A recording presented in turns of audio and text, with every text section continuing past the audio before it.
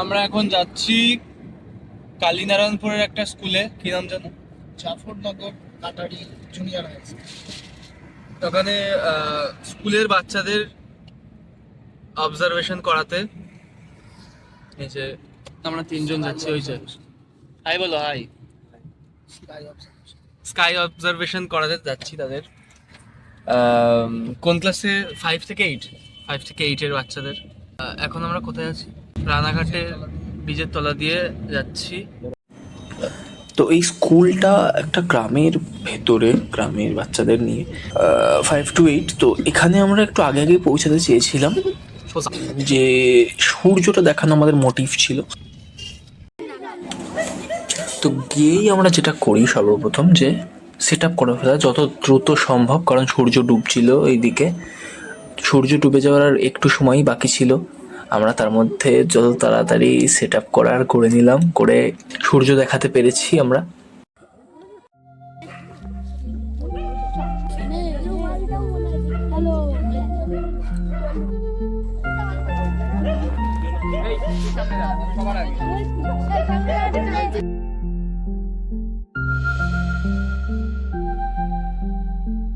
কমলা তাহলে আমরা যদি এখান থেকে ওই গাছটার বলো কি দেখলে?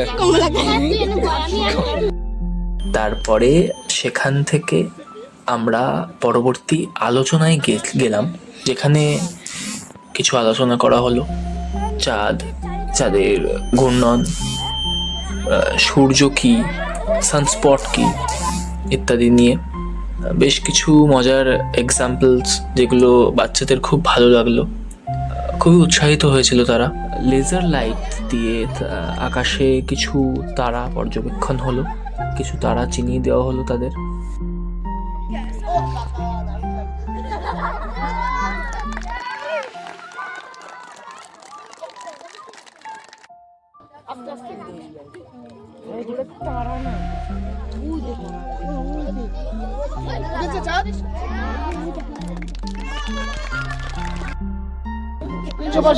সবাই জানো, বাহ, ভেরি গুড। সবার কেমন লাগলো বল? কি কি দেখলি বল? কি কি দেখলি বল? সূর্য আর চাঁদ আর হ্যাঁ, কি কি দেখলি বল? স্যার সূর্য দেখলাম, হ্যাঁ, বৃহস্পতি দেখলাম, চাঁদ দেখবো। চাঁদ দেখবি? সূর্যটা কেমন লেগেছিল? স্যার সূর্যটা একদম দারুণ লেগেছে, ডিমের কুসুমের মতো। এরকম আগে কখনো দেখেছিস? স্যার না। ঠিক আছে, চাঁদ দেখ। চাঁদটা কেমন লেগেছে বল?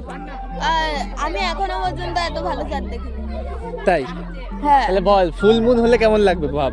এটাই সেটাই যখন ভাবছিলাম আমি। হ্যাঁ, আর সূর্যকে কখনো এরকম ভাবে দেখেছিস? না। সূর্য থেকে তো তাকানোই যায় না। হ্যাঁ, তাই সেই জায়গায় এরকম দেখলি, কেমন লাগলো? দারুণ ঠিক আছে।